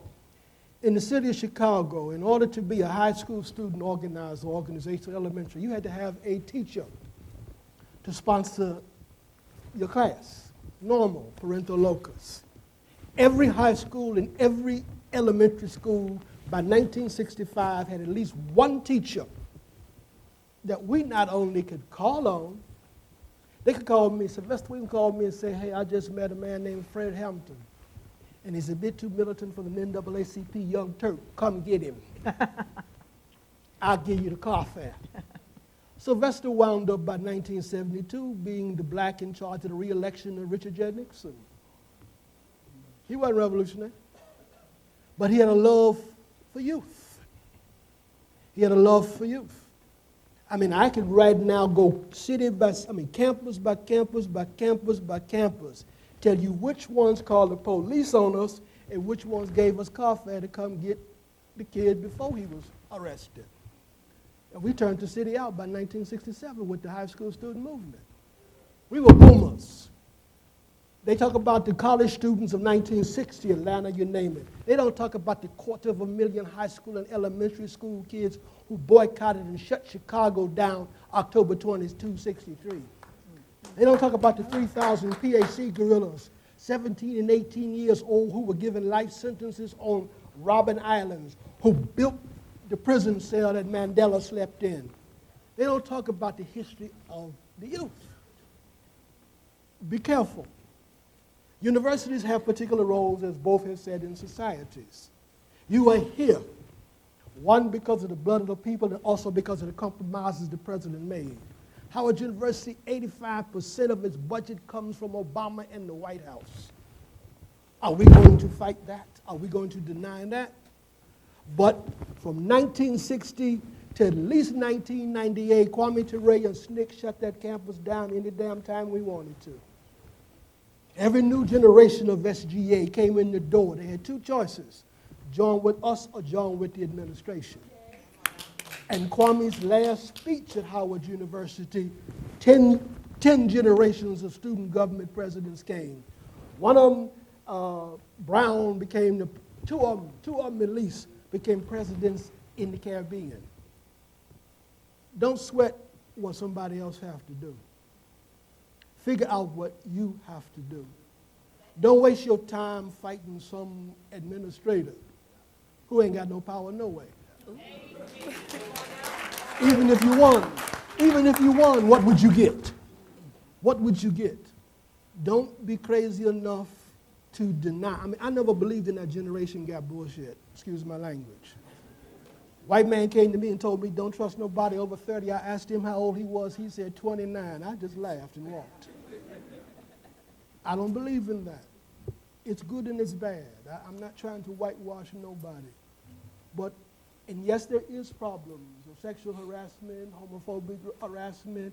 There's problems on the college campuses as much as there are in the ghetto. Yes, there is. And that needs to be addressed. Shut the campus down, not just because kids are being shot on the street corners, ghetto. shut them down because they're being raped and molested, on the campus. Shut All right. it down. And don't wait until somebody is killed. Don't wait until shut it down. But understand that you also have to build. Bob is right. You have to also build. So I'm just saying, I have just a more nuanced view. Let me just give you one more. I took an old man from Chicago named Reverend J. Archie Hargraves. Archie gave Andy Young his first paycheck to work for Martin Luther King. Archie brought C.T. Vivian, James Bevel, Martin Luther King, all of them to Chicago. I, as a core youth, when we met with them, we told them we got bus tickets for your ass to go back to Mississippi. You ain't gonna sell us out up here.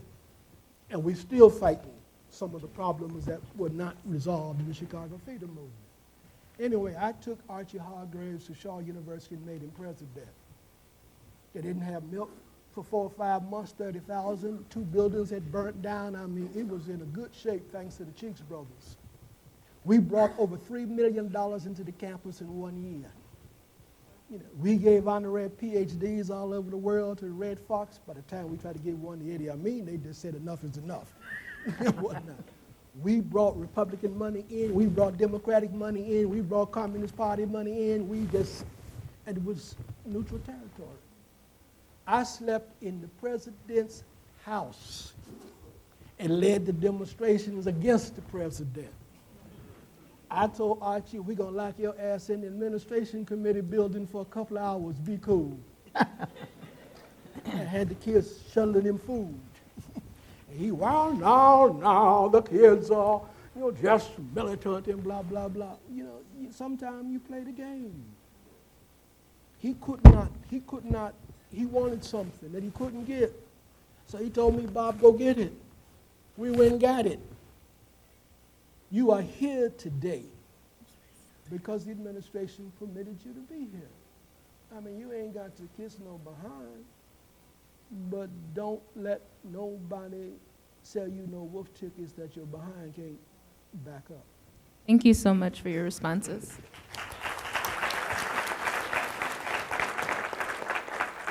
For the interest of time and so that we get to as many questions as possible, we're going to set a 2-minute timer. The timer will go off. You don't have to stop, but just be aware that you took up 2 minutes of time. So the next question is for all the panelists, so we can go in the same order again. But it's pretty simple. So what are your thoughts on the role of decentralization as resistance to patriarchal leadership traditions? And do you believe intersectionality is a key role in liberation work? I think you need to translate that. I need to translate that. Okay. So in decentralization, with the current movement for Black Lives, there's a big emphasis on decentralizing and making sure that there's not one person being seen as the leader or the sole person responsible for resistance, but it's a community of folks who are collectively resisting. And then in terms of intersectionality, understanding that all of our oppressions are linked together, whether that be your gender identification, your sexuality, your race, and your class, and understanding that our practice has to reflect our beliefs. And do we think that that's a key component of liberation work today? Go in order. It's all interconnected and interrelated and intertwined. We live in an overdeveloped, high-tech, fast-paced, computerized, scientific, technological social order. We're not even living 50 years ago. When we was back in the day, all we had was an A.B. Dick machine.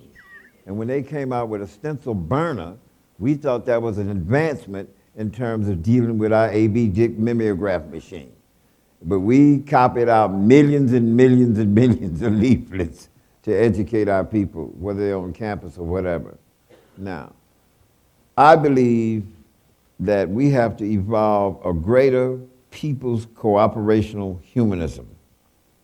Whether you're black, white, blue, red, green, yellow, or polka dot, there has to be a goal objective here about what we do when we organize and work for real human liberation. How we're interconnected and how we're related. And when we're talking about 7 billion living human beings on the face of this earth, communications technology, that is something else.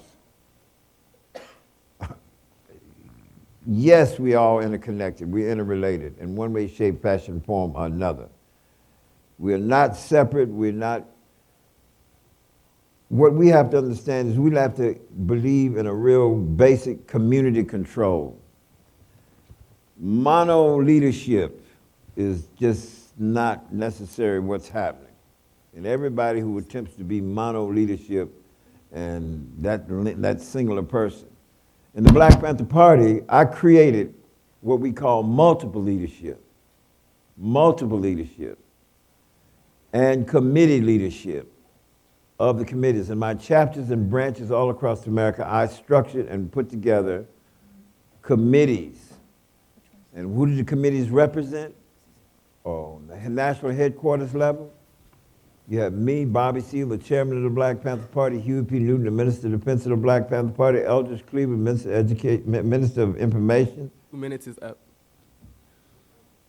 2 minutes is up. I'd just like to say that in your lives here and now as students, you're sort of in a special space, and you know that. And this space is going to end when you graduate, when you have other kind of responsibilities. But while you're in this space, it's important to develop structures, leadership in your mind, how you're going to think through problems, how you're going to adjust, what are you going to do? Because you do have this sort of protected space that you will not have when you leave. And some of you leave unexpectedly, and you discover that more quickly than others. So this is a valuable time for you to help structure how you think, how you're going to react, who you're going to work with, and seriously, the people who, in this age group that you're in, the people who are your friends in this age group will be your friends for a very, very long time. And that's important to choose well, but also recognize where your support is coming from and who it is, so you don't discredit or discount this opportunity to build up your ties. I would say, for example, the Student Nonviolent Coordinating Committee, a very significant core came out of a particular class at Howard. What year was that? The year of 60? Well, the group was 60 to 64. Yeah, over 60 to 64 graduates of Howard University became leaders in SNCC and many other places. So Morehouse is one of those places where you're supposed to be training leaders. Isn't that their theme? Well, so you're supposed to be learning to be leaders. And part of being a leader is having a body of people who you can relate to and discuss things with, a cadre. You can't be a leader by yourself. You really, really can't. You could be a failure by yourself. But you need a core, support structure, and mental agreement and stimulation to succeed. And this is where you can develop that. In the interest of my 2 minutes, and you're going to have to press the button. I 100% accept the notion, the necessity for intersectionality, the relationships of race, class, gender, orientation, age. I mean, I'm tired of people disrespecting old people. And I'm about ready to snatch some young folks who keep disrespecting old people. You know, I'm going to get some more Claro, put this a little grayer and whatnot. So let me just put that, because it's difficult when you do 20-year questions in 2 minutes. I'm tired of this no leadership scam. I'm tired of this bottom up, which is at best a tactic, not a principle. I happen to know that Occupy Wall Street was not leaderless, because one of our people sits on the board of the foundation where they rolled $2 million through the foundation in 1 year. They didn't have a leader, a spokesperson, but they had a treasurer, because they couldn't get the money out without a treasurer. You may not have a leader, but I get a phone call one day saying there were 6 trademark fights at the trademark agency where they were fighting over who had the trademark on the, Occupy Wall Street.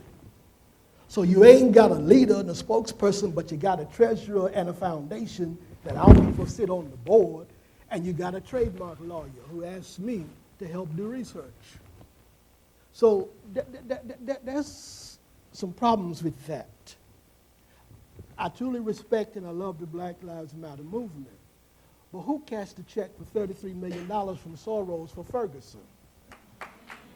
I mean, we need to just, I mean, if you're going to come out here, you're going to do your homework. 2 minutes. And just peddling stuff because it sounds good, you know, we need to stop. There is no way in hell Fannie Lou Hamer could fight the 2nd Congressional District Democratic Party, the state of Mississippi Democratic 2 minutes Party, is up. L.B. Johnson, and the rest of them from the bottom up. They needed allies, they needed help from the top down.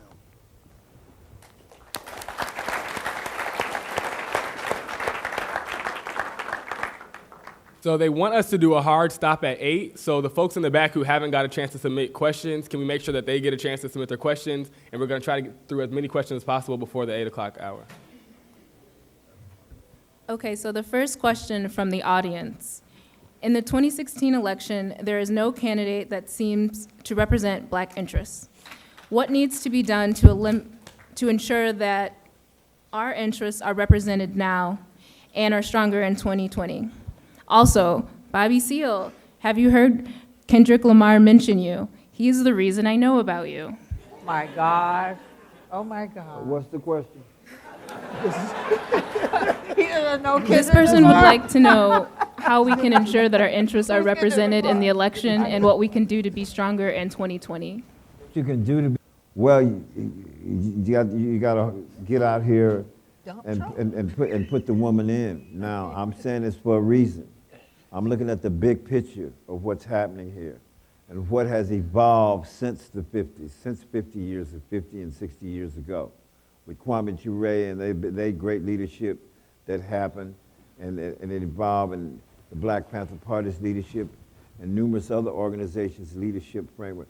What's going on now? As I said, we live in an overdeveloped, high-tech, fast-paced, computerized, scientific, technological, social order today. Now, what's going on? One of the most profound, pressing frameworks that we need to organize people around is climate change, the need for a balanced ecology.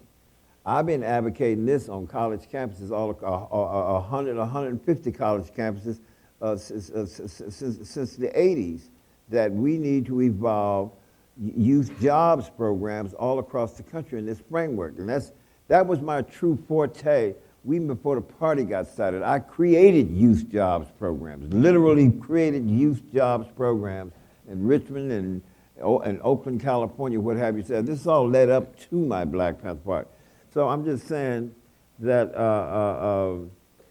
the committee leadership, the Black Lives Movement particularly, needs to deal with committee leadership in every area and location.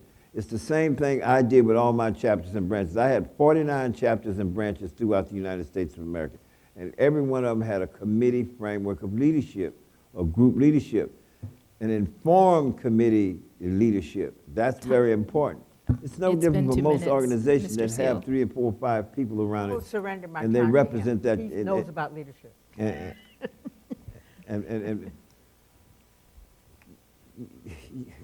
you got to get involved, but when you get involved around the most pressing issue that's affect everybody's lives. The ecology can and will do this futuristic. It's all humanity out here. And back to what he said, you do need some top-down support. Now, early in the set, she was there. One of the top-down pieces of support I got was from nobody, none other than the old movie actor Marlon Brando. I mean, this guy was a righteous friend to us. He didn't play. And I told him, I said, if you're really serious, you support. He said, what do you want? I said, well, I need $5,000 to get so-and-so and so. Say, here. I said, oh, well, shit, you going to do that? That's what we going to do. No, and I use that money properly for my organization and my organizing. And over a period of time, Marlon Brando donated over $60,000. And when Martin Luther King's funeral came, I said, hey, man, are you going to Martin Luther King's funeral? He says, yeah, what do you need? I said, well, I got 8 people I got to take now. He said, well, give me your names, whatever you said. Boom, boom, boom. I'll give you my people here. and they'll get you to. I said, I need some cash money. He said, they'll wire you. I said, what you need? I said, I need at least $3,000. They wired $3,000, bought all the tickets, got all the hotels, etc., all my people. And I went out there, same hotel he was in. When I got there and walked over to their suite, their 3-room suite, Marlon Brando was there, James Baldwin was there, Tony Franciano was there, and Nat King Cole's wife was there. Nat King Cole was long dead at this time. But she was Marlon Brando's girlfriend. But my point is, I met, no, wait a minute, listen to me. We went to the next hotel where all the other movie actors were and this stuff. And I met for the first time in my life and shook hands with Sidney Poitier, Harry Belafonte, Sammy Davis Jr., Eartha Kitt, you name it. They were there. And they all knew me and I knew them because this time I had a lot of Black Panther Party had reputation. And you got to get that money and get those funds and organize programs and frameworks, unify people around it, and get out here and start working with the campaign to elect this woman. We need a landslide on this to Donald Trump. Landslide meaning if you get a real landslide where she gets 60% of the vote or near 60% of the vote, you can take back that damn House of Representatives for them right-wing racist Republicans. And if you can take that back, the 90, you have 90 Democrats who will vote for very progressive programs, including Congresswoman Barbara Lee. And Congresswoman Barbara Lee is a former Black Panther Party member. Bobby Rush is a former Black Panther Party. They're United States Congressman right now and have been so for 25 years or so. My point is, take back, and that infrastructure bill that Obama was pushing from 6 years ago to now, and with the Flint, Michigan pipes and everything else and the climate change, we're going to have an infrastructure bill that's going to be an infrastructure climate change bill, and it ain't going to be just about $1.5 million jobs. It can be about 5 million jobs in this country. Jack this son of a gun up, put them programs move on to the next get away from those right-wing racists and those Tea Party who want to shut down the government and make that stuff work. And we got to do that. We got to do that. Now. Okay, let him go to the next one. So we're gonna go to the next question, if that's okay, unless you have a really quick comment. I got a real quick. Okay, go ahead. I was 16 years old, and they told me vote for Johnson, not Goldwater. Because Goldwater was going to bomb the world, and Johnson bombed Vietnam. One of Jesse's bodyguards just came to me a week ago, 10 days ago, and asked me, which lesser of the evil are you going to vote for? I told him, go ask Jesse if he is now worshiping lesser devils and lesser gods. I didn't come to tell you how to vote. Somebody going to be in the White House, but not because I get up in the morning and go vote for him.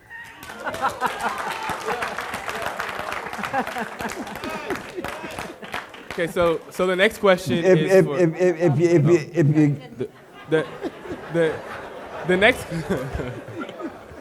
the next question is for you, Ms. Cleaver. If you could speak to your experience as a Black woman radical in a largely male-dominated space, how did you marry your missions to Black liberation with your own personal ideas of feminism, womanism, and women's liberation? By being there. My mother was an educated woman with a college degree before I was born. I was brought up in a community called Tuskegee Institute where they had lawsuits, they had demonstrations, they challenged segregation. It was an all Black community and very activist at that time. So I was demonstrating and challenging, and I said, I went on the boycott. Well, I rode in the car when we didn't buy groceries in Tuskegee and came to Atlanta to buy groceries, but I mean, I was like in first grade and second grade. So I was raised as an activist at the time in the 50s, and that influenced me. In high school, I saw the girls in Albany in the back of the paddy wagon getting arrested because they had demonstrated against segregation. I said, I want to do that. I want to do what they're doing in Albany. That is the best thing. I always wanted to go with the active, and finally, I was a college student in New York in 1966, and where I lived on the campus, or near the campus of Columbia, I was a student at Barnard, was very close to where friends of mine from SNCC came, and I got to meet all the SNCC people. Stokely Carmichael got to work in the SNCC office, and I was off to the races. I always wanted to be in the movement. I got there and basically stayed there for the rest of my life in one way or another. And I think that's what people do, because that's exciting, it's dramatic, it's important. Yeah, I had to take time to have children and be out of the country and be a fugitive, married to a fugitive, so I couldn't really be that active. But all this time, it's challenging injustice, challenging racism. That's what makes life worthwhile, in my opinion.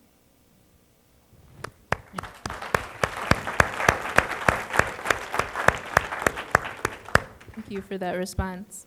The next question is, how do you keep your egos at bay while helping your community? Egos at bay? It ain't easy. I tell you what, when Ronald Reagan called me a hoodlum, you know what I mean? My ego jumped up and said, who the hell are you calling a damn hoodlum? Now, ask the white racists how do I keep my ego head back. When Judge Julius Hoffman and the Great Chicago 7 conspiracy trial, which I was the 8th defendant, and I was in jail while the other 7 defendants went back and forth.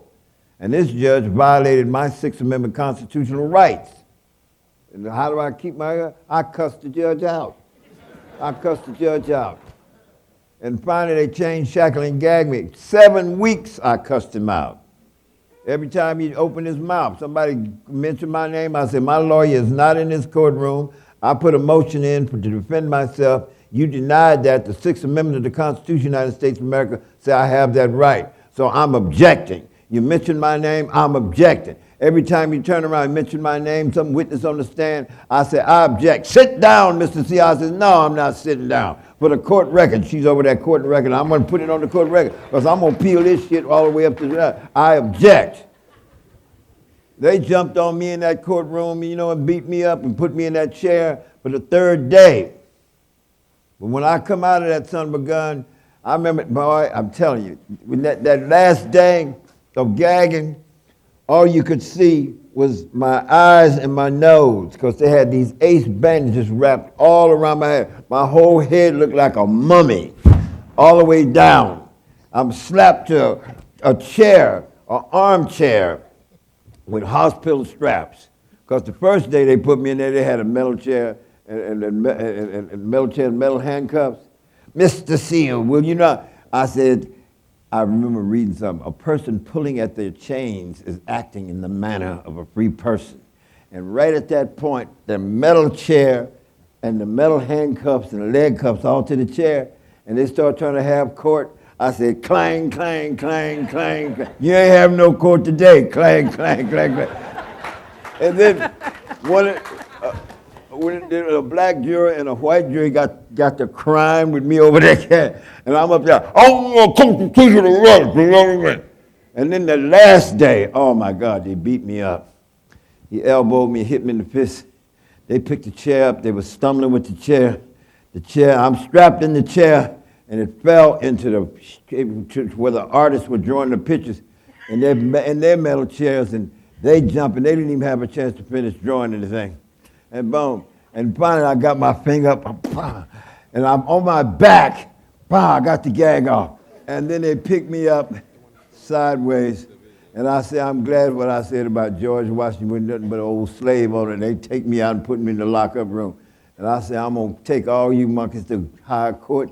You violated the 8th Amendment of the Constitution. You cannot subject prisoners to cruel and unusual punishment, blah, blah, blah, blah, blah. And the one white boy, he said, can he really do that? Can he really do that? you know, and the other black brother, Slim, he was all right guy. But they had one marshal there. He was a real U.S. marshal. The other guy was moonlighting from Cook County Jail, you know what I mean? And the guy was a smart guy. And he dressed with his Western stuff, et cetera. But I'm just trying to show you. And so, I'm being in a lockup there, and he says, the judge asked you to, if you say that Bill Constantly is a dirty, rotten communist, he will go easy on you. And I said, come here. I said, tell the judge to stick it up his ass.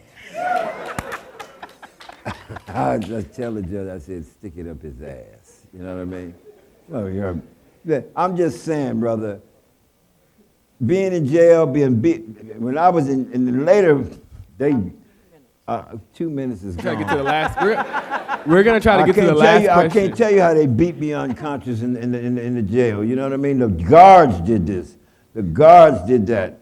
And remember, in the beginning of that year, 1969, John Mitchell, United States Attorney General, was on national television. By the end of this year, we'll be rid of these Black Panthers. Why? Because I had organized 5,000 brothers and sisters in 49 chapters and branches, complete with breakfast programs, health clinics, etc., and voter registration framework. And they know what I was, because they wiretapped it, they know what I was building. I was getting ready to build a political electoral machine in these 49 chapters and branches, and we was going to take over some political goddamn seats so we could change some of them damn racist laws, provide new guards for our future security and happiness. That's what I was trying to do. Right. So for our final question, if we're going to start on the other end, and then we're going to end here. Right, okay, you're right. But we're going to try to, they're trying to make us stop at 8, so if you could be as quick as possible. The last question is, do you feel that the Black Panther Party ever lost sight of the end goal? If so, how did you go about fixing this? I really can't answer that one because our goals were not totally similar. I did resign in March of 1969, and we sent Ethel Minor to Conakry, Guinea with a report, Chico Nebulid, Ethel Minor, Coco Farrow, Cleve Sellers, Bacasa. We came together, all of us who had been in the Panther Party came together and gave our reports, and we were not happy with what we saw, and we resigned, and to show you collectivity, we told Ethel that you tell Kwame he got us in that shit, and if he don't resign, he's there alone. Because there were differences. I don't want to deal with it here. No, he's right. There were differences. It's and not. that's a fact. There were differences, and that evolved. But more importantly, You interrupted me, Bob. but more importantly, brother, I'm sorry then. I'm sorry. I thought you didn't want to answer. Thank you. But he wants to say so. So to conclude it, I mean, Kathleen and Bobby would be best to say, to answer that specific question with respect to the Black Panther Party for self-defense. I will say that it played a valuable role in its time in our movement, and that life would not be the same. To give you one example, there are 6 black college presidents tonight in the city of Chicago, and they all owe themselves to the Chicago chapter of the Black Panther Party. Minister of Education Billy Brooks, who had a mean 2x4. And he just went up on the campus and said, "Who the president?" A white man walked out, he slapped him. And then I went and got him out of jail. And that's why tonight you have 6 black college presidents in the city of Chicago, and they all know I know it, because they was high school student teachers before that.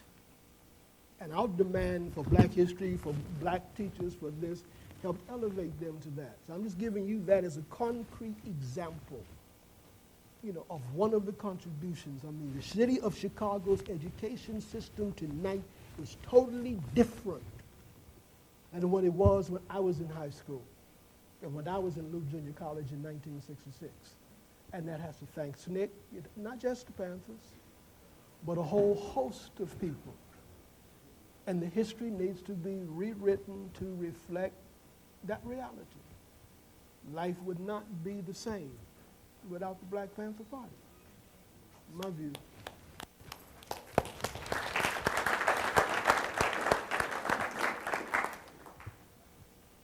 You have to repeat the question. So did the Black Panther Party ever lose sight of the end goal? If so, how did you go about fixing this, or how would you go about fixing this?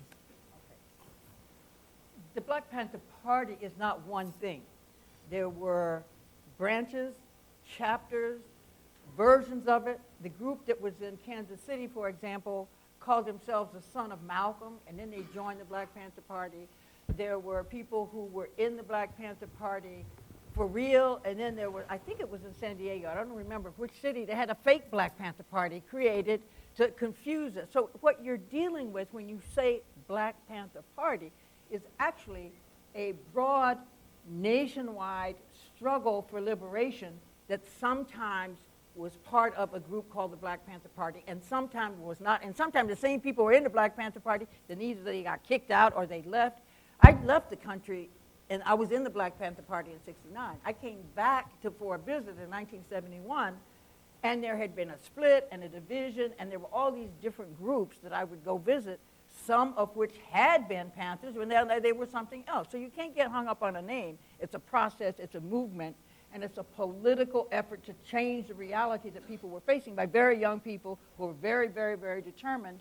And some of them were so determined they got kicked out of the Black Panther Party because the government wanted to take over the Black Panther Party and turn it into something else. So that is a process of liberation, struggle, movement, and change. And you don't need to get hung up with one name, but what are your principles, what are your goals, and what are you going to do with it?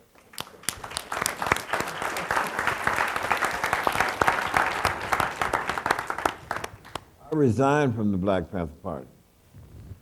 I organized while Huey Newton sit in jail over a 3-year period, 5,000 people into an organization. And it was a reason why it jumped to 5,000 in 7 months. Because prior to Dr. Martin Luther King being killed, I only had 400 members up and down the West Coast in different chapters and branches. They killed Brother Martin Luther King. Young brothers and sisters and people all across this country flooded to my organization. And from April 4th, when Dr. King was killed, to the time that Nixon that year in 1968 was elected President of the United States in November, my organization moved all the way up to 5,049 chapters and branches around the country. Now, immediately had, whether we reached the end goal, immediately, Nixon, before he was sworn in, had a meeting with J. Edgar Hoover. In the first week of December, J. Edgar Hoover announced on national television, the Black Panther Party is a threat to the internal security of America, blah, blah, blah, blah, blah. Boom. When he did that, I said, oh my God, this dude is getting ready to attack us. They've already pulled a couple of scenes to try to stereotype us. He's going to attack. I call a retreat. For every chapter and every branch, I want not less than 2 and as much as 5 people from every chapter and branch. You're going to be out here 8, 9, 10 days because we have a retreat. I took all my architectural skills and building skills, design and put charts out, etc., how to sandbag, how to build frameworks, how to bolt steel to plywood, how to go to the junkyards and get the brothers in the community to get them cutting torches and cut holes in the steel, and you better get tool steel. I don't want no cold rolled steel, etc. I gave them all specs and everything, and this is what you do. And Elmer Geronimo Pratt built and functioned the best fortification of all of them. This brother was 6 years off the front lines of Vietnam, okay? Now, he was the head of he evolved to be the head of the Los Angeles chapter of the Black Panther Party. I'm trying to show you what's happening here. Now, that year, they attacked over 22 different offices. And one in Iowa, they blew up the building. They had, literally, I mean, we got pictures of the building, but it was a 2-story building. I'm just trying to tell you, they attacked our offices. And when I say attack, they didn't come around and say, come out, you're under arrest. They didn't even let you know they was coming. They come in the middle of the night, bust in the door, and come in shooting. That's fascism. That's not. They knew we would take the arrest if they were asked. Of course, that was the policy in the first 2 years of the Black Panther Party.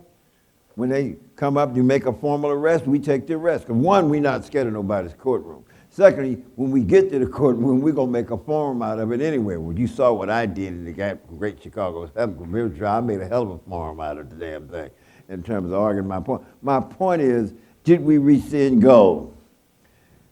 We won that last shootout when they attacked in Los Angeles. I say we won it in this context. The fortification was good, it helped them out, and the networking that I taught them at the retreat, to network with all the positive brothers and sisters and people in the community, white, black, blue, red, green, yellow, polka dot, reverends, preachers, politicians, and we had quite a few politicians. They did, they came out. to support us because they're going to attack us. And when they begin to attack us, it got down to that LA shootout 4 days after Fred Hampton and them had been killed and murdered in Chicago. And that shootout lasted from 7 a.m. in the morning to, well, up to 11 o'clock the shooting stopped. But it took 3 more hours to get the government to let the Panthers surrender. Let them surrender. Because all that networking we done, everybody across the country, I'm talking about everybody from Sammy Davis Jr. to whoever, et cetera, boom, boom, boom, what organizations, NACP, everybody came out, let the Panthers surrender, let the Panthers surrender. They let us surrender finally. When we went to court, we won that case in the preliminary hearing. And the judge told them, you say you attacked, you came to attack them because they had automatic weapons. It was semi-automatic weapon. AR-16 was semi-automatic weapon. You can buy it in any gun store down the street. And the judge says, this particular judge told DA and they you got Ku Klux Klans on the outskirts of Los Angeles in the woods training with their AR-15s, the same semi-automatic. How come you ain't out there? What you messing with the Panthers for? We won that goddamn case, and most people don't know today. Wait a minute. They don't know today. Of all the courtroom cases, the hundreds of courtroom cases that we had all across this country, we won 95% of all our courtroom cases. Wait a minute. Because the NAACP with Roy Wilkins, who I forged he was the one who helped us with the National Lawyers Guild to network our lawyers and have a lead. Then I would have retreats with the lawyers. So it was a complex thing, but we did this stuff, and we won that shootout. And then they already had planned to attack national headquarters. And a young white policeman in the Berkeley Police Department, because this stuff was all over the news, shooting and killing and attacking Panthers, etc. He stole the Berkeley police squad's hand. They was working with the FBI. They had plans to attack the national headquarters. He stole the goddamn plans, this young Berkeley police officer, a uniformed police officer, and gave the damn plans to our lawyer, Charles R. Gary. He was the chief counsel for our whole legal framework, and we put that shit on the front pages. And then the young mayor of Seale, Washington, they had planned to attack that place. That mayor got on television, we're not going to have any FBI using our police to attack the Black Panther Party. He said, we won, we won, we won, we won in the context of those attacks and all that fashion. I wound up with 28 dead brothers and sisters and 69 wounded. The police, 14 dead and 39 wounded, because we defended ourselves. You come in here shooting at us, we're going to shoot back. We're going to defend our Constitution, democratic, civil, human rights, to organize our people in our community, whether you like it or not. So in that sense, it wasn't the end goal objective. We won a lot. And then the party lasted 3 more years. And the other infiltration processes, step by step, dwindled the party down to 200. And in 1974, I resigned because we had a problem with some unnecessary criminal activity that I knew was dead wrong. And I resigned from the damn organization. So we're going to have to wrap it up there. But I do want to say thank you on behalf of students and the folks who are committed to liberation in the city. We really do appreciate it.